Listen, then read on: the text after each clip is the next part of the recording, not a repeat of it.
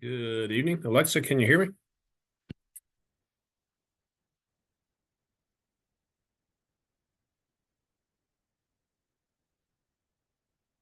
All right. Well, we'll wait for the rest of the board to join. And Alexa, maybe you can get unmuted there. There you are. Can you hear me now, Alexa? Took me a while to figure out where the buttons were. No worries. We'll go They through were that too. hiding. No worries. Looks like we're waiting on your fellow board members to Mike and join now. Amy. Yep, we're waiting on those guys, and then we'll get rolling. Well, they got a whole minute left. Yeah, let me check this out. So I always set this where people can enter. Yeah, here we go. It reverts back from automatic admittance. So there's Oh, there is everyone. thanks to the agent. Except for Mike. There we go. Yep. Oh, let me check the waiting room again. I always set it where people can enter and leave. And then people redesign Zoom when it doesn't need to be redesigned. Hey, Amy. Hey, Long time no see. yeah, how are you? Good. It's been a while since our last meeting. Yeah, I it don't has. think we talked in between. Yeah. Looks like you got to some fun places in the meantime. Oh, yeah, we try to stay busy. Yeah. Busy and entertained. That's what we're doing. Yeah.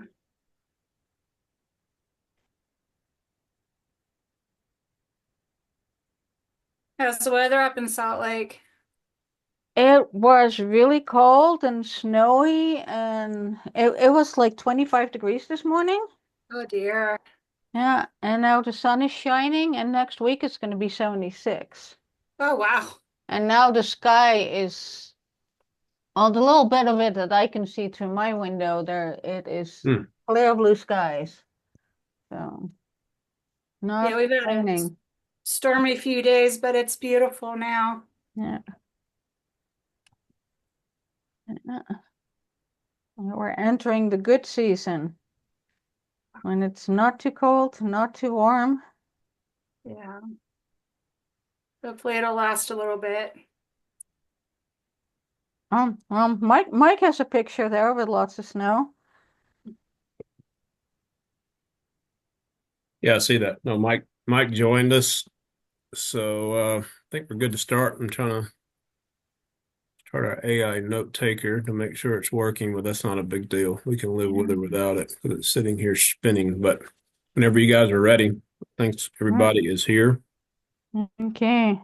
Mike, are you there? Yep, I'm Let's just here. call the meeting to order and I don't know what's going on with my do camera. a roll call. I guess that's kind of what we're doing anyway, just in the natural course of conversation. So Mike Morlang is here and Amy is here too, and Alexa Wilson here too. That is the complete board. I guess we need to adopt the agenda. I'll I make a think it motion. looks beautiful. I'll make a motion to adopt the agenda of 3/19/2025 meeting. I'll second. Everybody in favor, say aye. Aye. Aye. Okay, approval of the minutes. Wow, that has been long ago. I think I read them. You sent them out, didn't you, John? Yeah, I think you did. Yeah. Yeah, Yeah. and Um, if there's anything wrong with it, I would have remembered. yeah, I don't think a lot stood out, on that as far as anything. So That was just a quickie for one subject, it so was correct. Yeah. you can't go too far wrong with that. Pretty simple. Yeah. Yeah. I'll make a motion to approve the minute from 1/15/2025. I'll second. Everybody in favor, say aye. Aye. Review procedures for handling electronic participation. Just raise your hand. In the public comment period, do that. We can still do that under Utah code dating from the COVID period. So we just keep doing it. I don't know what we would do if we actually had to be in a location all together, but so far we didn't need to think about that. So this is our public comment period. We appreciate the public weighing in on the goings on in Tickaboo and TUID. And everybody gets to speak for 3 minutes if they want, for a total of 15 minutes. No question and answer with the board, but TUID staff and board members are always available for discussions outside the board meeting. Do any of our visitors want to speak at this time? If you do, just unmute and start speaking.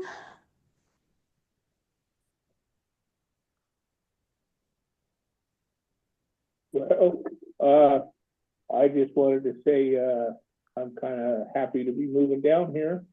Hi, can you speak up a little bit or move to the microphone? I have a little hard time hearing you. I was just gonna say, can you hear me now? Yes, better. Just gonna say, I'm, kind of glad to be, joining the, process down here finally. So that's all. Okay, well, welcome to your first TUID board meeting. Yeah, Alex, I don't know if that's Chuck. Chuck's putting in a place back in the village there that we've been working and planning and getting things going for him. In case if you guys don't know Chuck, I think he's been around Tickaboo for some time. Yeah, I've recognized your name from being copied on some emails. So, Yeah, we got a couple I'll of make Chucks. Yeah, there's like two Chucks, but this is the Chuck I okay. do know. Okay. Um, Board reports and business. That is not your general manager's report, John. That is Yeah, well, I've got that. Yeah, that and okay. some financials to share when it Okay. comes Okay, my so turn. this is just for the board. Amy, do you have anything to share with the rest of us? I'm sorry, I do not tonight. Okay. How about you, Mike? Do you have anything to report other than the subjects that are specifically listed out?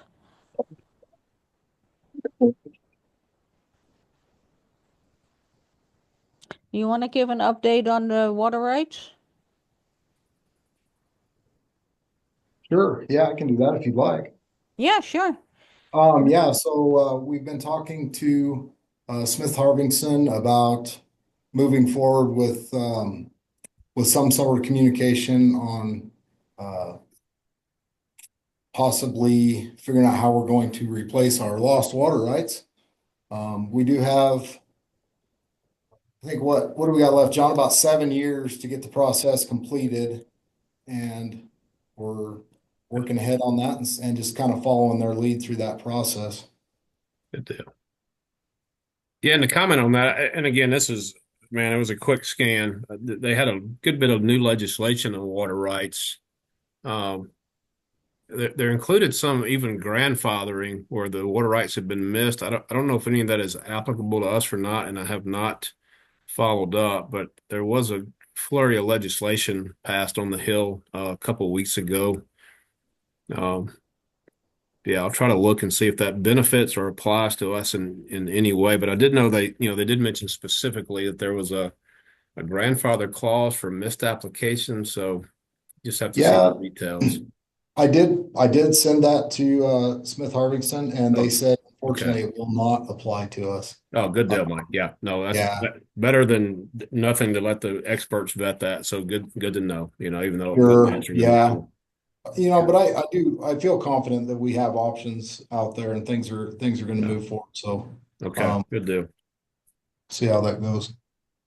Good deal. Okay. Yeah, I believe the next step was that they were gonna internally pull in some experts at the law firm and propose a strategy for moving forward. I think that's where we left it last time we talked. Yeah, that's great. So Okay. it's moving slowly, but there is still movement. And like Good. Mike mentioned, we do have some time to work on our to still work off the temporary water right that they gave us. Hey, guys, I couldn't enter in. This Gene babbles. I couldn't unmute. I've been sitting here trying to get unmuted and I finally did it. I'm in Costa Rica, so I'm having kind of a hard time getting in there. But I've got a couple of questions so I can go back to the public comment time, or has my time gone by? Um, I have no problem moving back one item if my fellow board members agree. I concur. Yeah, go ahead, Jean. Well, my question was, it is this water rights situation, the lost rights and 7 years to get them, and where are we at on that?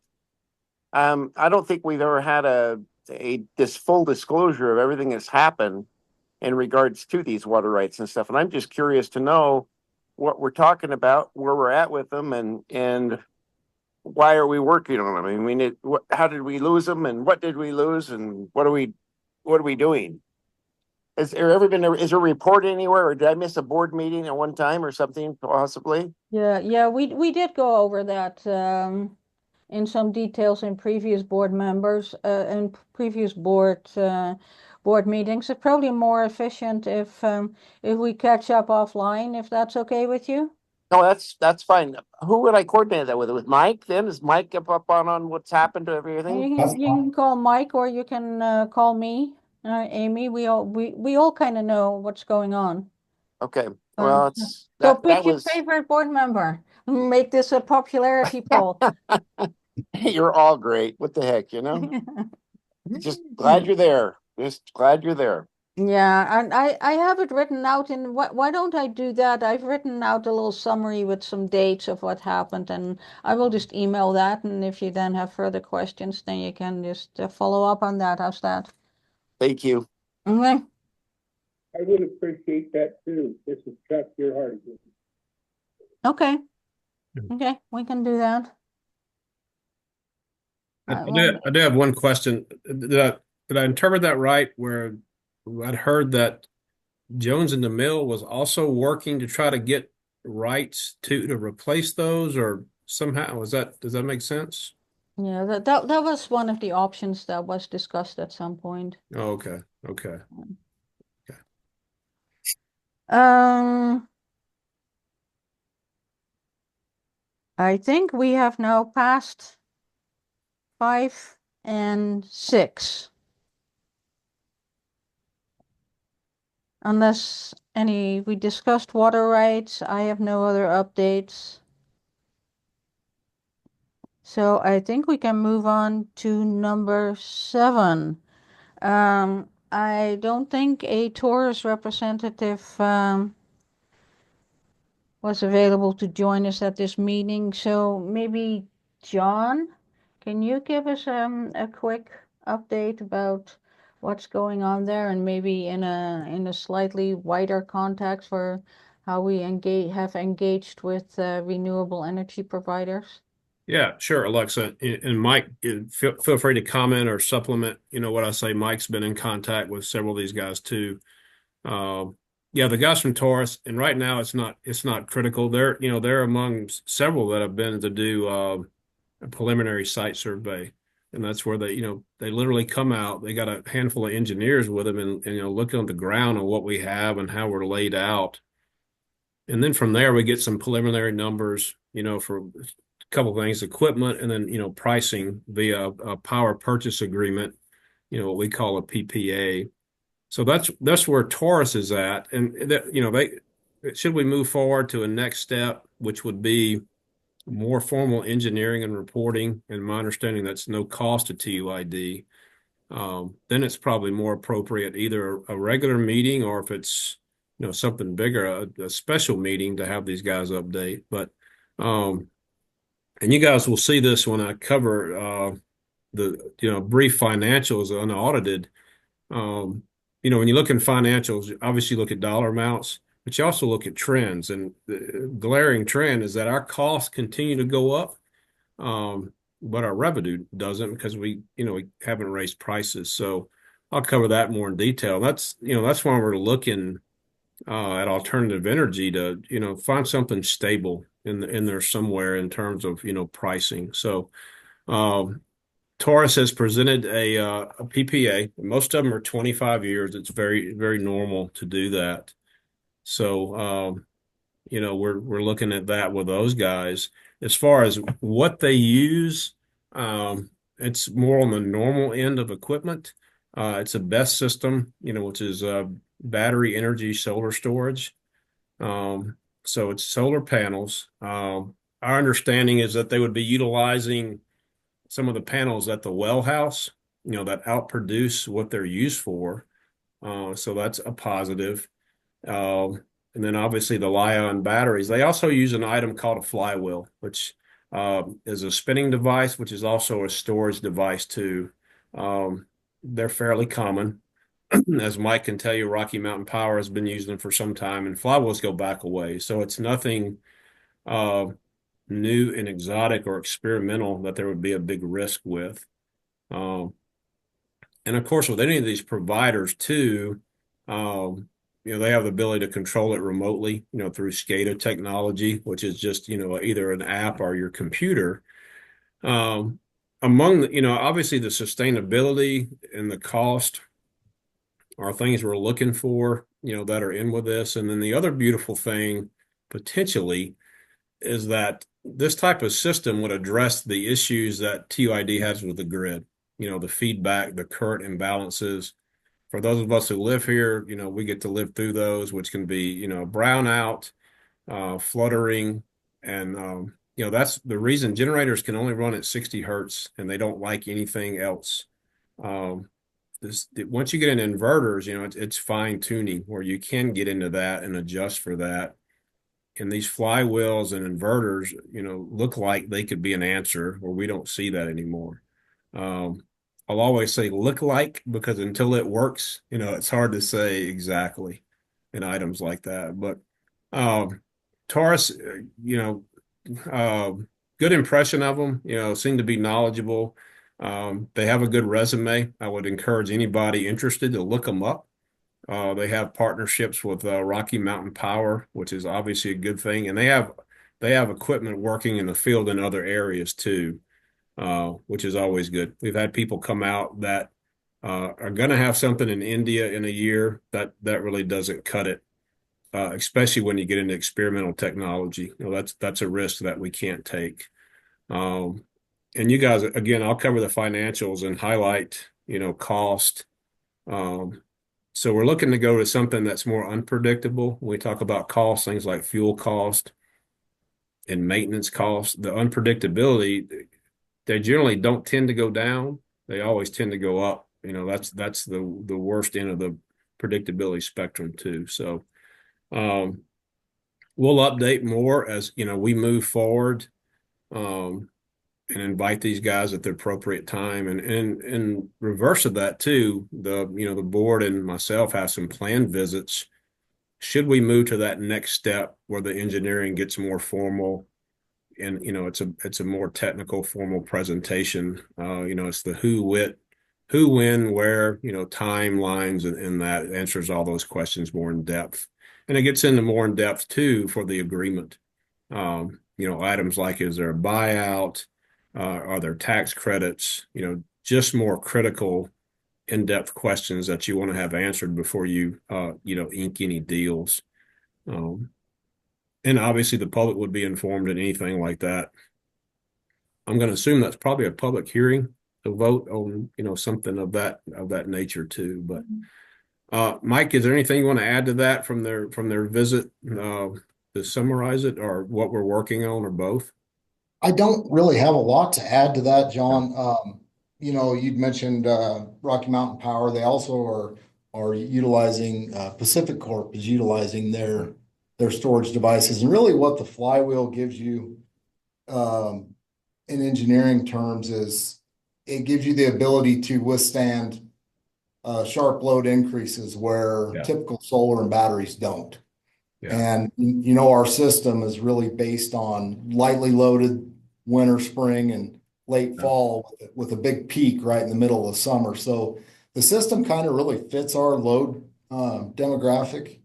And I think you alluded to it. They're a Utah-based company, and they've got equipment in service in Utah.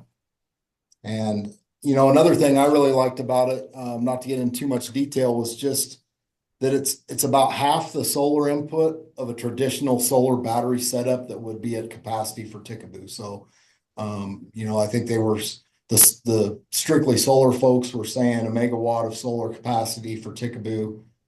These guys are coming in at about half a meg with the flywheel technology. Good So deal. that's about all I got. Just kind of a few details on it. Yeah, if I can add something to that. So the way I understand the PPA construction is that we'll just pay a set amount per kilowatt hour, and the hope is that we can find a provider and a system that comes up with a significantly lower per kilowatt hour price than it would even cost to just run the generator, just a diesel for the generator. And in addition to that, it would lead to less use of the generator so that we won't be faced with having to rebuild more generators or even replace them, for which we clearly have no money. So it's not just a cheaper price, it's also to extend the life of the generators that we are still paying for until 2040 something. Yeah. And the generators will remain for no, not just backup. They would also the So, solar equipment will only cover 75 to 85% of our power needs. So we will rely on the generators going forward, just not that much.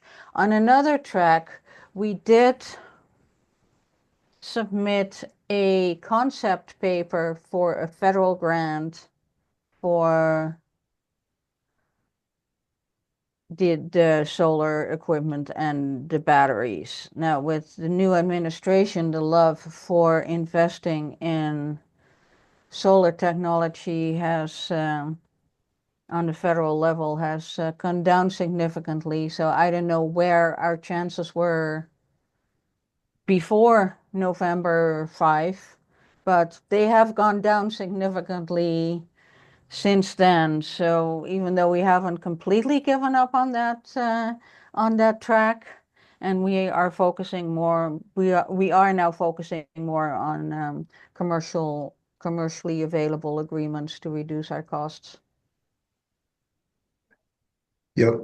And maybe just one more thing to add for everyone is in this PPA, it has them install all of their equipment. They retain ownership of that equipment. They will do all the O&M on that equipment and basically just sell us power at a price per kilowatt hour. So that would be just like we'd be moving away from a generating utility that's generating our own power to actually just purchasing power from them like a normal utility, and hopefully realizing savings that way too. Yeah, so stay tuned. Good. We'll be back with more updates and hopefully come to a good decision. So anybody who has anything to say about this, don't hold back. We can definitely need all the the information we can get. Yeah, You I know, agree. Go is ahead. there any way that you guys could put a committee together of some of the homeowners that they could be part of this and then and help Mike or anybody else so that we are also informed that way and help make some decisions on that? Because a lot of us, it affects us severely. I think if there'd be some way we could put together a small committee. That's not a bad idea. Well, we'll mull that over, see how we can get that together. Thanks for that suggestion.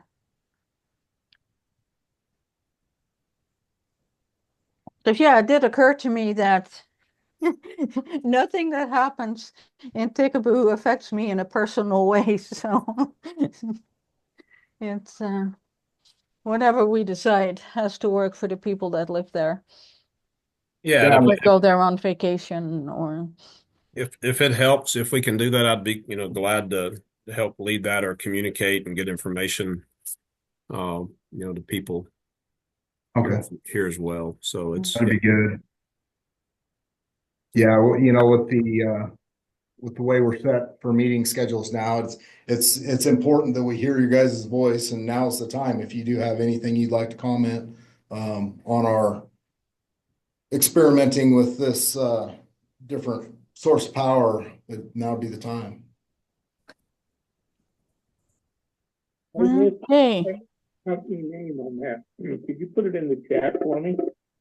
Yeah, sure. Okay, thanks. I'll put a link in there for you, Chuck. Perfect, thank you. Mhm. Okay, so John, any of the board members, other board members have anything to add to this discussion at this time? Nothing now. I'll refer to it again in the financials, where the savings potentially come in, um, for a PPA. So I'll point that out, and then I'll post those financials, online too. They're unaudited, but they're a good illustration of, what we did as far as income and expenses too. Okay, thank you. So we are now on number 8, rate study. Mike, do you want to start that off? Sure. Yeah, I'd really like to keep the conversation going on a rate study. It's a big expense, and it's hard to just say, yeah, let's just go for it and throw the money at it. And I get that. But I just want to keep that conversation alive. And it's, especially if we get to a point where we're, comparing diesel generated versus solar generated power, I think it would be really helpful to really have our head wrapped around those numbers and see where our system stands as is. Yeah, I'd like to comment on that too. Um, Yeah, my only opposition to rate study is the money, having it. We're getting better at having that. But as you guys know, I spoke to several of the people on the RFP, and it's exciting. I mean, they do it, and it's much more complex in a very good way than the word rate study, illustrates it on the surface. They really dig deep into, electrical, water, power, uh, which obviously the same sewer, and really break it down, and where you need to be. So it's highly educational. And, for us too, my understanding is that these sectors need to support themselves. If you have water, then your revenue needs to be able to support that and electrical. I think we're imbalanced there. Um, and that's a given. I mean, it's not cheap to do one. In lieu of that, in the meantime, I've reached back out to the Rural Water Association of Utah to do a water study and rate study for us. We tried it last year. I think we slipped their mind. So we're used to that. We tactfully re-reminded them and reconnected with them and sent them the updated information again to revive that. So I do plan to stay on them. I mean, we do pay our dues, as part of the services they offer. So that'll help some. Again, these won't supplement these, larger studies. Um, and in with that too, as we talk about money, I've leaned on our, rural water to see about any grants that we get or can get, for improvements or maintenance and items like that too. You guys have heard me mention the the water valves. that we need to have replaced, to protect from a leak. Some of them don't work anymore. And then, at 40 years old, gate valves in well water, that tends to be a need. Uh, and we did a test RFP, and it was educational too, and the information that we need to put out there. So I'm learning from that. And then, but the one thing everybody asked that had experience, which was a lot of people, I was shocked. They wanted to know where it state or federal money we were getting for this. Like, okay, well, we were going to write a check. So it tells me there's money out there. A lot of guys are really good that, giving feedback to like, yeah, we've done these before and we had money. We had grant money. So we want to look at that too. What Sure. I've heard what tends to hurt us on grants, be it power or water, tends to be our population. I always hear that. Um, they're more apt to give money to 10,000 above than us, which is unfortunate, but because it sounds like a lot of the grants for rural areas are written by us and for us. So it's a tough one, but we're working on any avenue we can do. And the other part of that is, as we work with these guys from Taurus, they ran some numbers, and today's technology with AI and algorithms, you plug in numbers, it does the work of 10,000 hours with a pencil, apparently. But they said the usage was different because they put a lot of years in. And I took that and I said, listen, if we go to this next step, which we, all intents plan to, with the engineering, can you guys help me with this? Let's really look at this. I'm not interested in who's right or wrong, but I'm interested in the right answer, as we look at what we use. So they're willing to help with their tools that are, set up for just this, measuring electricity, and then their experience too. So, in the meantime, as we build toward that, we do have some help on the side, with that too, with these guys. Yeah, my feeling is that we absolutely want, once this whole thing has stabilized and we're in a spot where our situation won't change within the next year or so, we absolutely need a rate study and come up with a whole new scheme that reflects actual costs and future Yeah. investments and all that much better than what we have now. Um, Before that time, I'm a little hesitant to spend money on things that are so in flux that I think we can get by with just marginal calculations that we kind of can do ourselves with the help of providers of the new technology. So, but if we ever get to a point where we're not confident of our numbers, at that point, I would definitely ask for help of someone who knows these things better than we all do. And I would like to Yeah. wait until we get to that point. Yeah, maybe there's a grant. I mean, Alexa, we speak with NREL and they model things for us, Yeah, which is great. So that I don't, maybe there's a study in that, a rate study on the table in there yeah, somewhere. yeah, That may be a bit too broad for NREL, but maybe Yeah, some, just as long as we keep the conversation alive, yeah, yeah, I think it's vastly important in yeah, a lot of areas, and one being, we've been in survival mode since TUID's inception. And that's just keep the lights on and keep the yeah, diesel generators running, and whatever we threw whatever rates at that were applicable at the time.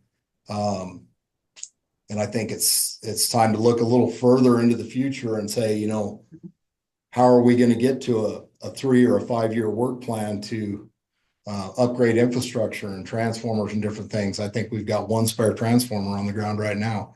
Um, we're gonna have to look at those things to be viable in the future and continue service.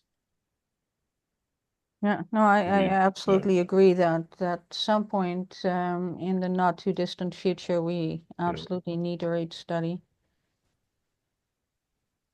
Well, and to Mike's point, and we talked about this, the transformers, here, if you need it and need to get it, it's too late, when it comes to getting and transformers. Mike can tell you better than me. They may have lead times, measured in months and maybe up to a year.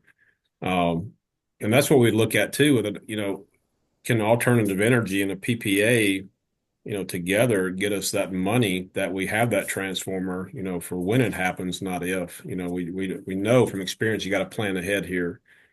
And then unfortunately, parts that you need, they're not cheap. Yeah. So, look at benefits of items like that too, that we're prepared, um, because of our location and our isolated grid too.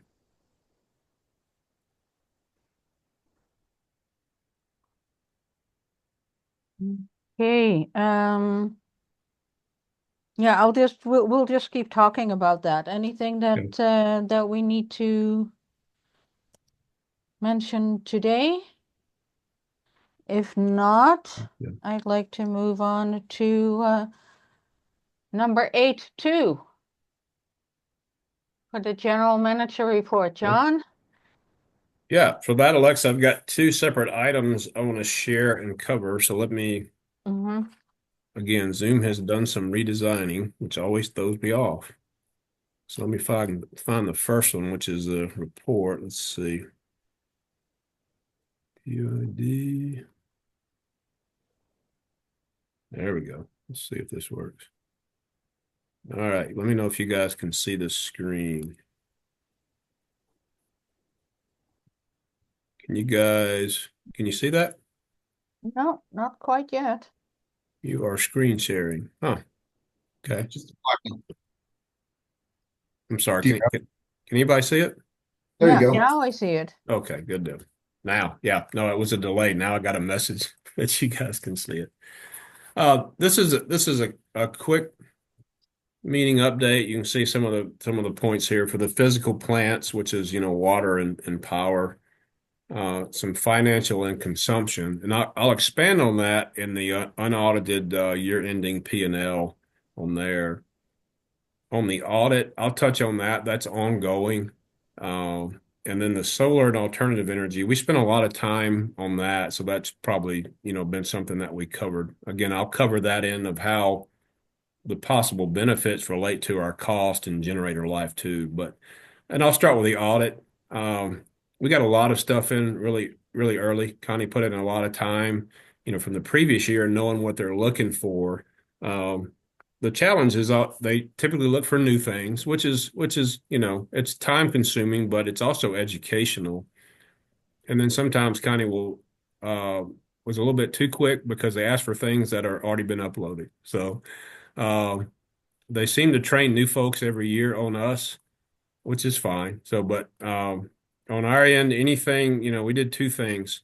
Got information in early, way ahead of time, and then anything they get, we get them the answer pretty darn quick within a business day to make sure that, we get that audit done and look good in the eyes of the county. So that's where that's at now. I'm hoping we're nearing the end of it. We got a few questions we had to answer in reference to water bonds and items like that too. But it's a very in-depth audit and they do a good job at the end of the day. It's detailed and drawn out. So um, hopefully we'll be seeing those audited statements and everything and everything in between here soon. But here's some statistics from the 2024 kilowatt hour usage. Little over close to 580,000 kilowatt hours is what we sold. So that's numbers there. And we break it down through residential and commercial. You can see there the little over about 198,000 to about 382,000 is how that's split. And then we split it down too, just showing you guys what the kilowatt hour rate is versus base rates.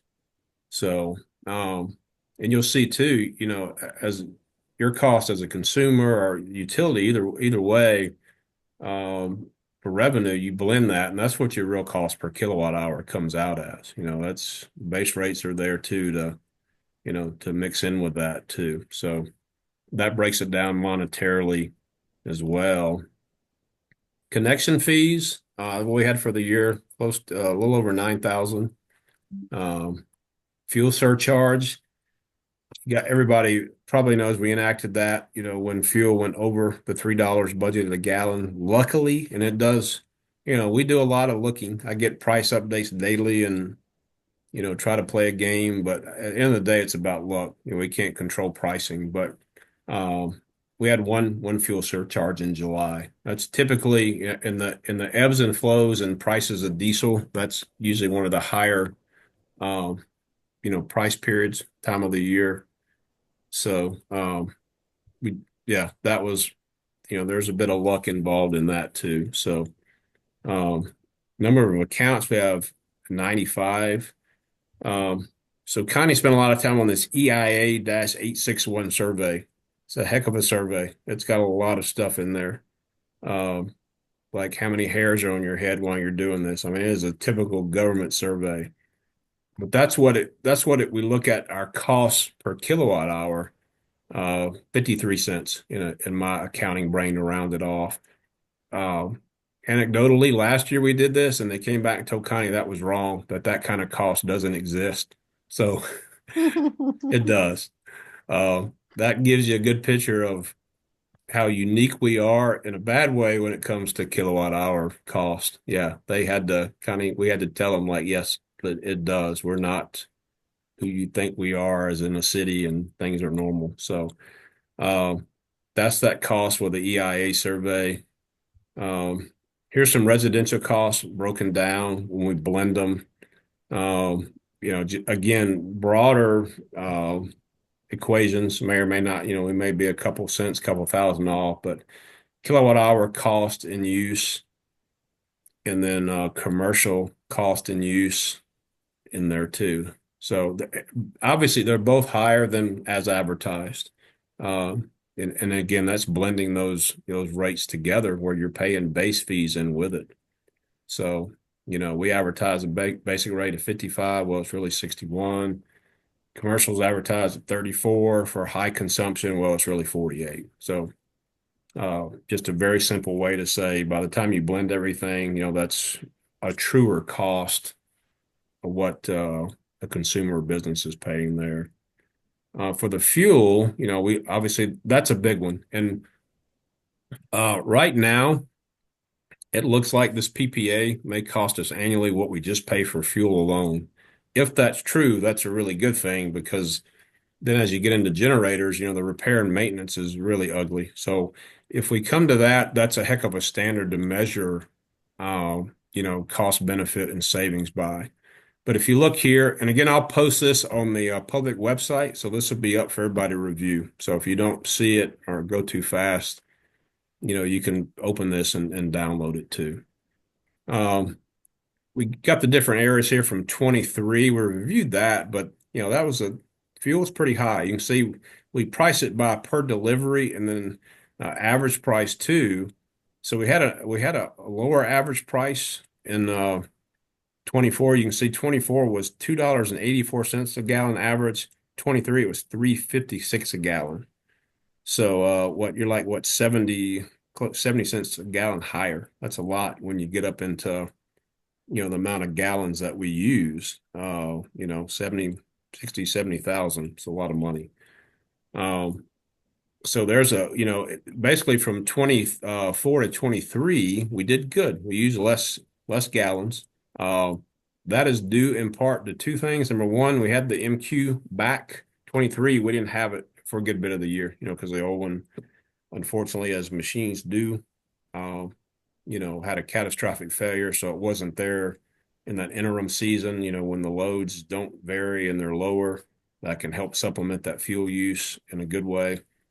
So that was part of it too. And then again, running the bigger generator that's been there, got real peak high loads, had them reprogrammed rather than two C9s running.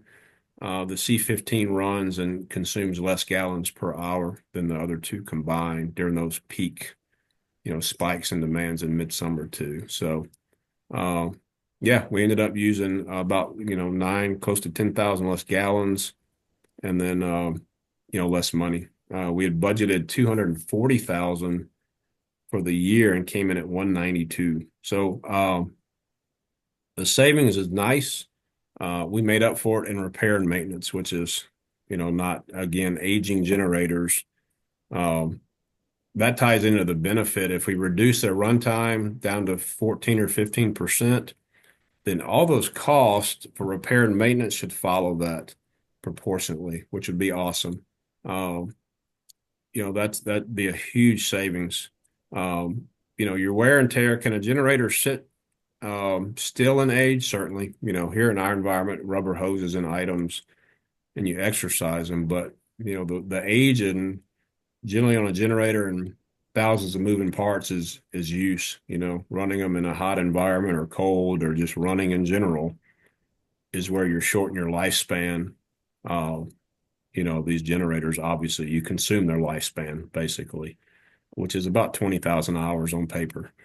Um, so that's some of the areas that, we can, as we just dive deeper into solar, that if we cut out those repair and maintenance costs, which they're escalating, you'll see me talk about that too, that, fuel is going up, trips for the cat to come out have doubled literally, too. So yeah, that's where we have an opportunity, maybe to lock something in where we know where our costs are going to be and they're not going to vary, and take those big risks on them too.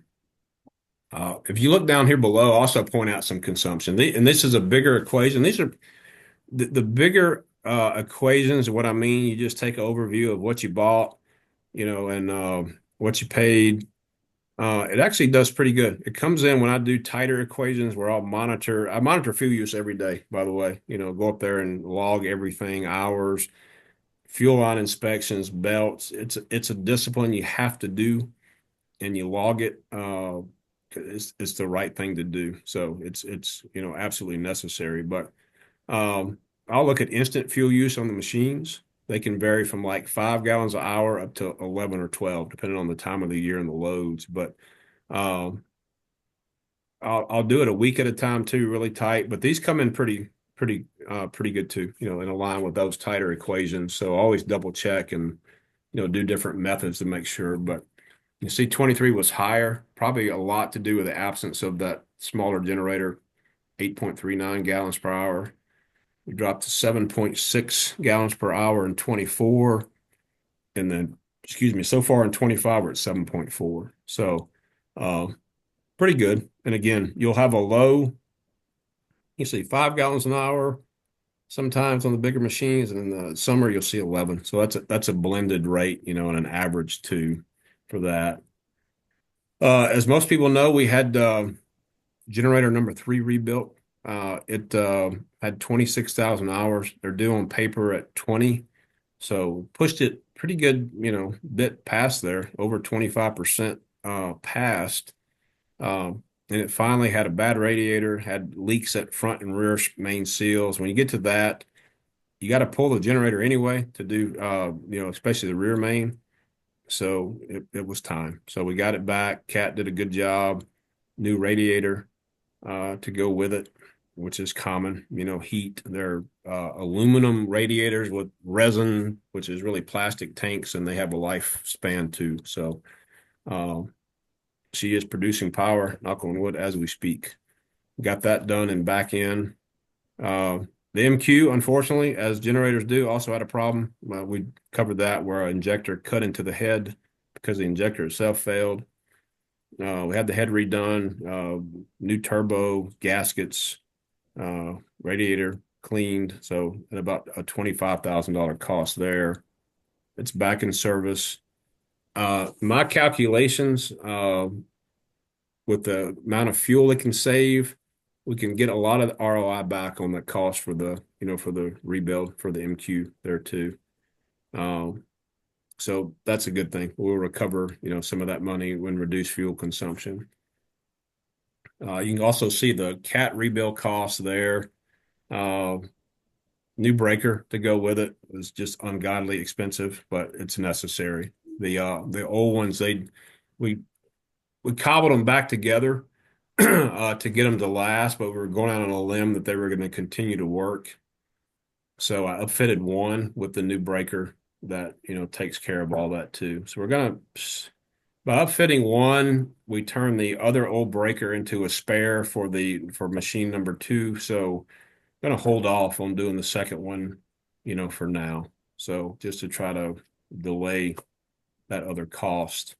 Um, and as you look at things like a $12,000 circuit breaker, just an example, they're not really hidden because we see them, but it's costs you don't think of. But when you do this daily and you see the amount of costs for repair and maintenance and just normal operation that include things like, fuel and oil filters and the hundreds of gallons of oil that we go through, you know, then things like solar and the potential savings become really exciting. Um, that we can get ahead and maybe eventually pass those costs down to the consumer too for less expensive electricity, um, for everyone too. So that's the end of that one. I'm going to stop here and I'm going to try to share. Okay, I'm going to stop there. Okay. So now I'm going to try to find the unaudited P&L. Let's see.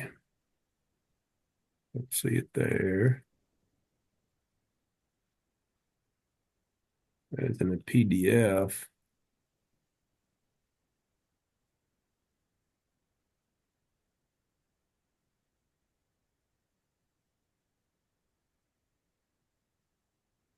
Well, I'm gonna review. Let's see.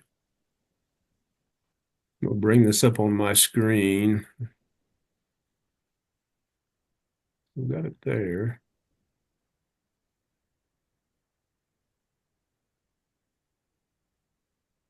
I've actually done this before and I've been able to share a PDF easily, so I'm not sure why it's not showing me budget, calendar, pricing.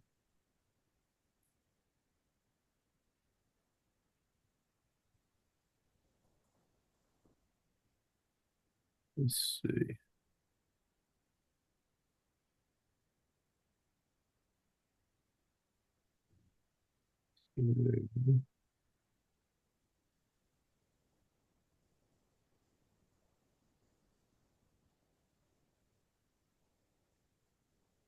Oh, yep, I found it. Good deal. Okay, nice.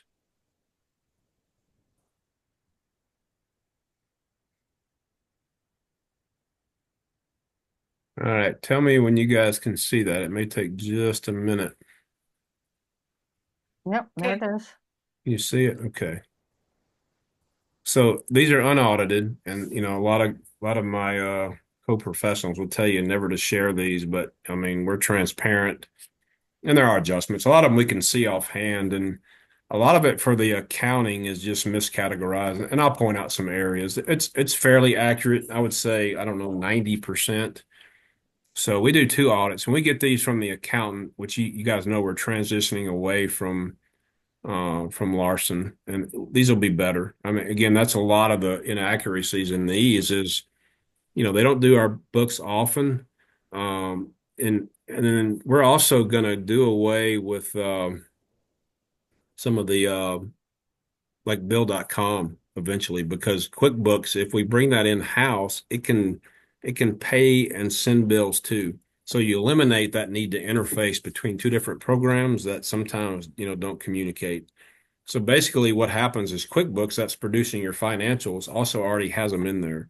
It's not having to reach out to Bill.com. So in paper and in theory, they do communicate well, but they really don't, not with our accountants. So you guys know that's the end goal. And again, these will be posted online too, so you guys can review them, and, knowing they're not audited. And then obviously the final, as we do audited official statements, will be posted too. Probably what's going to be different is that we're counting depreciation. I think I mentioned that this year. Uh, it wipes out any gain you make because of our schedule, and you go into negative. But not real money per se. It is, but it isn't, financially. But kind of look here, and these compare, they go from left to right, comparing, end of the year and 24 to 23. So a little bit up on gross profit. You can see there the 525, 374 to 498. And if you look in there too, some of the items that stand out is our base rate was a little bit higher. If you look, go back up to the top at the very first line under connection fees, we picked up close to 14,000 in 24 as opposed to 120 in 23. So we got folks moving in. We'll always take that shot in the arm to put that to good use, for the utility and its assets and equipment. Late fees were down a little bit. It just, depends. People are good about paying their bills on time. So you can see the base rate a little bit different. And again, when your connection fees go up, you're adding customers, that means your base rate and usage is going to go up too. So you can see both of those went up slight amount over the previous year. Water we picked up to, again, same reason, more people equals more use and, more charges and revenue. Sewer income went up as well. Garbage revenue went down. That's probably going to be due in part to the with the NLP and the garbage fees there. Almost dollar for dollar. I can tell you that because that's about what that amount comes to annually. Landfill revenue was down. I believe it is because the accountant didn't put it in there. That's pretty static, and we pointed that out. So it's probably closer to 23, than that 10,000. It's probably closer to the 15 there. So we've accounted for that, and that should be adjusted. But you can see the gross profit a little bit higher, about $27,000 higher net. And of course, we know close to 14 of that was connection fees in there too. Expenses, it goes down. We break them down a little bit into, training. You guys can see dues and subscriptions. Those usually include items for that are mandatory. Rural water, different regulatory agencies there too. I think we've got some. We'll go back up here. Let's see. We've got some computer internet pays for a lot of items. That's one we're going to break down more. We don't spend that much on internet, so the accountant lumps some other items in there that we always have to dig deep. We want to identify expense to make sure we control it. So insurance, again, so as we get into some of these items that, look, our costs are going up, but our charges aren't, and our revenue, you can see liability insurance went up close to $1,000 from the previous year. So that's some of the things you look at. Different items there. We've got some other general stuff here. So we looked, again, going down through different fees, management fees, accounting. We did drop accounting because we're getting away from them. So that's, about $2,500 over previous year. But if you look down here, where it says audit fees, you can see they increased too. We were at 11,900 last year. This year is 13,254. So again, another example of items that we can't control, that are going up, that are, cutting those margins down of, profit, which is, we don't really profit, but it's money that we can use to reinvest in our infrastructure there too. Regulation fees, you can see that looks like maybe they're off last year. They're kind of in line. Admin expenses are different items we buy, supplies and items for the office, obviously there. So if we go down to, this is our biggest driver of expense. And this is where, again, I'll use the word looks like, from the initial proposal from Taurus Energy, that a PPA may cost us annually what we're spending in fuel. And so, again, we have to vet that out before we advertise that. But you can see this year we showed about close to 205,000 in fuel as opposed to the little over 266,000 last year. So we've drilled down on that, which that's a big one for us. And as you look at a PPA, by all accounts, you're locked in, that you're guaranteed this rate. there's a thing called a multiplier accelerator in year 10 that takes care of some maintenance costs that are due about then for the equipment. But so you're erasing that game of chance with fuel costs. If there's a war, if there's a natural disaster, you guys know that fuel prices are the first thing to go up. It doesn't matter if it should affect them or not, they do. So it's a commodity that drives, unfortunately, everything we do. Um, we could see that if that ends up being our cost, that is a very good thing to base a decision on to go alternative. I'm going to tell you what's wrong here. If you look under some of the other generator cost, we spend a lot more than that on repair and maintenance. So you can kind of see there's a zero, and that's not the case. I know the accountant reclassified like the larger expense, like the MQ rebuild, that got classified as a capital expense, and we can depreciate that out with the life of the generator, which that's good. That makes sense. But as we look at other costs, we drop, 80 grand to CAT. And just to give you guys some examples, of some of the stuff we see, some of the notes will update flash files. Well, that's the, ECM, electronic control module, which is the brain, that runs the computer. Well, sometimes they need to be updated. That was $1,700 to do that. And unfortunately, there's no way to do that remotely.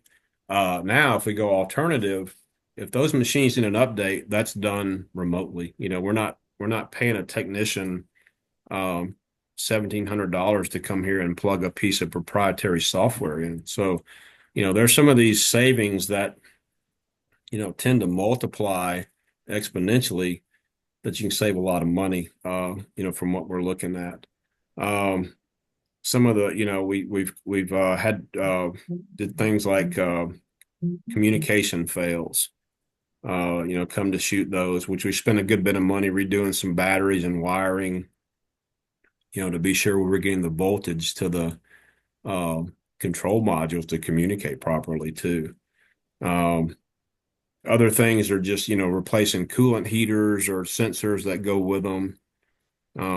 It's any number of things on the generators that aren't normal that we can't do here, that do require some type of proprietary software or something from CAT. But that number is, much, much higher. And unfortunately, as your generators, every hour you put on a generator, is a risk of something else going wrong with it. So every year your generators are older, your repair and maintenance are probably going to go up. Again, we have one we did the reset on, but we have two older ones. Number 2, which is a C9, it's got 26,345 hours. And that's to a T because I write it down every day, whether it changes or not. As part of the documentation that we do up there for inspections at the plant and all the components. That's the next one. Next year it's overdue, but you're another $100,000 there as you look, to rebuild that and you reset it. Now here's a problem. This is not in this budget because we treat them separately. We have a bond, we have 2 water bonds, our water sewer and an electrical bond. We still owe about $600,000 on the generators. The problem with that is the generators never have lived up, and they can't. I mean, to the life of that bond, the generators would have seen probably all 3 of them. I would say 3 rebuilds each, maybe, to live the life of that bond. So we reset that 600,000. In my mind, I don't know if that makes sense to you guys, but when you add the 107,000 we just spent, we just stacked our bond back up to day one. The difference is instead of 3 brand new generators, we've got one that's been rebuilt. We've got one with 26,345 hours. Then we have one with 5,061 hours. So we don't have 3 new ones again, but we're back where we started financially from a debt perspective on those generators. If we reduce their use down by 85%, then their life will match up with that bond a lot better. So that's where we see a gain and a benefit, cost benefit in solar, too. So that's something to, keep in mind and that we'll talk about, be it in public or with a committee, which, yeah, I support that too. That's a great idea. And, illustrate these costs, that I see and, translating we see too. So that's it. Yeah, the generators, fuel, repair and maintenance, operating supplies. Again, I mentioned fuel filters, oil. We get it. It's $5,000 for a 330-gallon tote. And I looked at it the day and I'm like, man, I'm halfway through it. I'm gonna, it's a science, every 500 hours, the C9s, they get 10 gallons, and every 500 hours, the C15 gets 15 gallons. So it's not like your car, we measure the capacity of those machines in gallons, not quarts. So um, it's a lot. It adds up, as you can see there too. So but I have to verify if this is right here too. This thing is jumping around. So you look down the very last line on page 2, total electric expenses. So we're close to, let's just call that 260,000. Last year was about 347. It's a lot of money.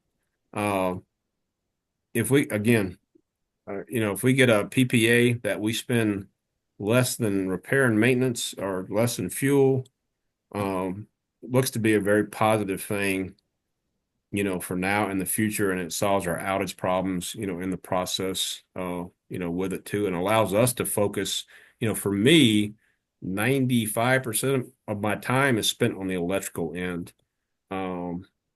So then I become able to do things in other areas. Water, yes. Does it kind of run itself? Yes, up until it doesn't, which means something can break. Same with sewer too. It does require flushing and different items too. But a day in my life without the generators is still a very busy day. From what we do. So there would be no thumb twiddling going on there. If we go down here, it breaks down some other items. See, it expenses per category. You got water, you got solid waste expenses. We won't go through those. You guys are welcome to on your own. But what it breaks down total, and you see our NOI, our net ordinary income, for 24 shows up at almost 83,000. And then 23, we show a loss there too. That's probably 23. I'm gonna have to look at it again to make sure. I don't think any of these have depreciation factored in. That 23 may. That's a big NOI amount there too. So we'd have to look at that and verify too. They didn't put depreciation in for the longest time in audits, and then they started. So end of the day, it's still there. It's just illustrated differently. Just makes numbers look ugly on a P&L. How you look at depreciation. It's a pretty aggressive schedule, too, that was set up some time ago. But if we go all the way down here too, you can just see our net income. See there was a little over, just call that 129,000 as to a $95,000 loss there. And then you see a positive there too. I'm feeling that 23 probably had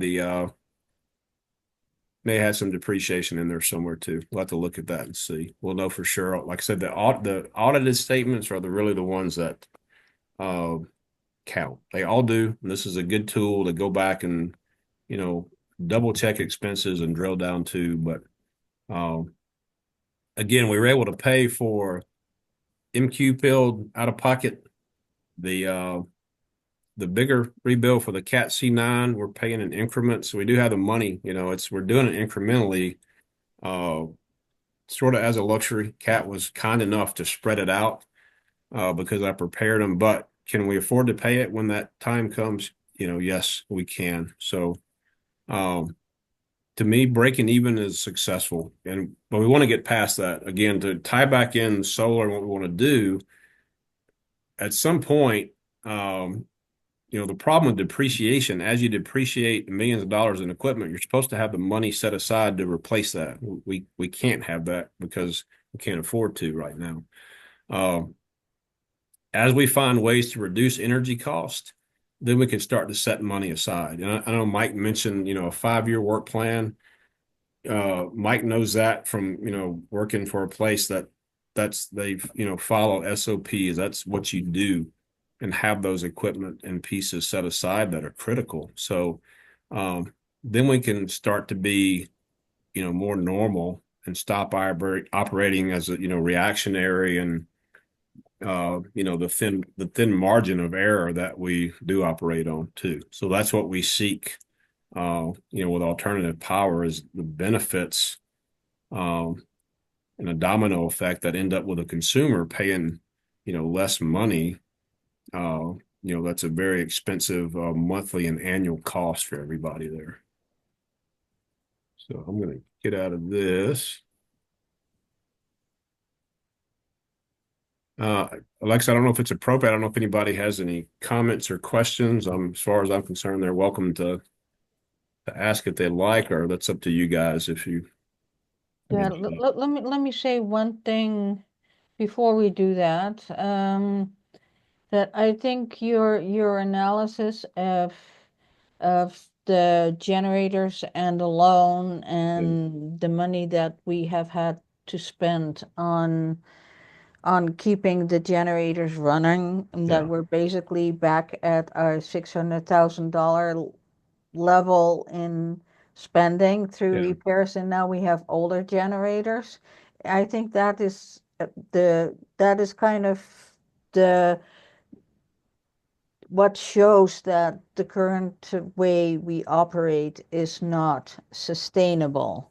Yeah. And I would think that would be the answer to anyone who suggests that we should keep running on generators and not explore solar.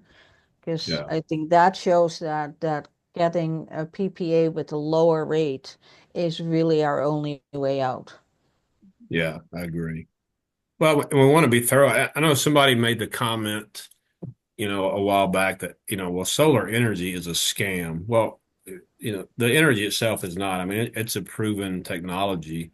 I think what they really meant to say is that are there scammers peddling solar? Heck yeah. I mean, any commodity, from a pair of shoes, up to insurance, there's, unfortunately people figure out a way to scam everything. They scam a jar of peanut butter. So that's part of the vetting process is, who we're getting this from. And again, it's, as Mike mentioned and, reminded me, not only is it Rocky Mountain Power Pacific Corp, that's a good resume, doing business with those guys is a good start. So yeah, it's the people. So you want to be, sure you're doing business. And one thing Nate from one of the co-founders of Taurus, and I'm very skeptical. Anytime anybody tells me they've been coming down here and they're invested, it's skepticism for me. Um, and Nate said that too. He recreates down here and feels he has a connection to Lake Powell, as do hundreds of people. But from what we've seen so far, the phrase you guys have heard me use on the board is that he's put his money where his mouth is. He has gone out. Um, a lot of these PPAs, they go out and find a third party, and it's a good deal. You find guys, like you're buying stocks or investments, they'll invest in this power plant and they get a return. They're going to get more money than the power costs, but it's through a third party. These guys are in-house, um, which is admirable. They are putting their money where their mouth is, from what I've seen so far. So there's one litmus test passed in this too. But yeah, when we just can't continue, and I get it. I mean, when that decision was made to do this a while back, that's great because the generators were at the end then. So there's no, that was the best decision at the time, but times change and years have passed and we are getting, better technology. So we are due for that next step, to dig out to, by, from all appearances. Okay, if anybody wants to say anything, I don't know if it's appropriate, but we might as well. We're a very small group. Well, I'll comment again. I mean, to Gene's suggestion about a committee, yeah, and I don't, again, if somebody thinks solar is a scam, then they should be on the committee. I mean, you don't want a committee that everybody agrees right off the bat. dissension and conflict are good, productive things if handled correctly. So, yeah, I welcome anybody. Again, if your comments, negative, that's fine. We take all those and, consider them, because it has to be in this process to make sure, that we are making a good informed decision too, as we move through this. Yeah. Yeah, let's reconnect and see how we can organize this in a practical sense. Okay. Yeah, and I don't think he's on here anymore. I thought I saw, is Dendell still on here? No, and Jean has left as well. Okay. So Dendell, I saw him on You here wore them out, initially. John. It's those boring financials. All that Yeah. generator talk.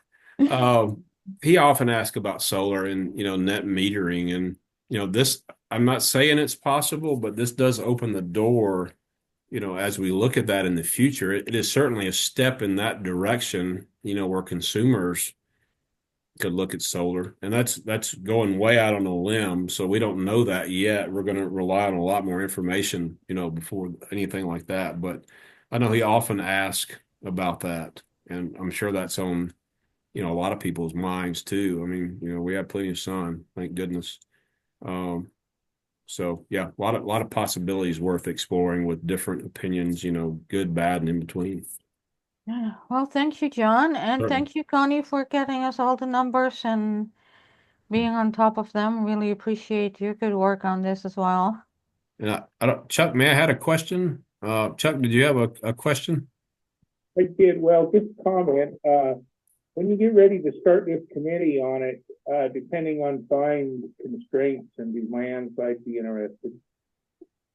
Sure. Absolutely. Yeah. Thank you for letting us know that.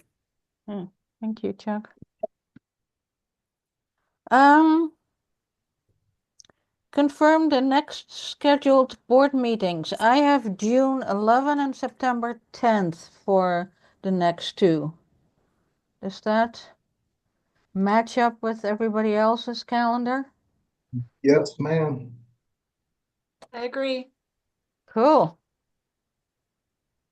Well, shall we adjourn until that time? Yeah, if you I'd guys like are to make good. a, sorry. Oh, so no, go ahead. Yeah. I was just gonna move to adjourn. We're I'll finished. second. Okay, everybody in favor, say aye. Bye. Aye. Thanks, Well, everybody that attended. Appreciate it. Yep. yeah, Yep. thank you Thank very you guys. much. Have a good evening. Enjoy whatever is left of your All right. day. We'll do. All right. Bye. All Okay, right. Bye-bye. bye-bye. Thank you all.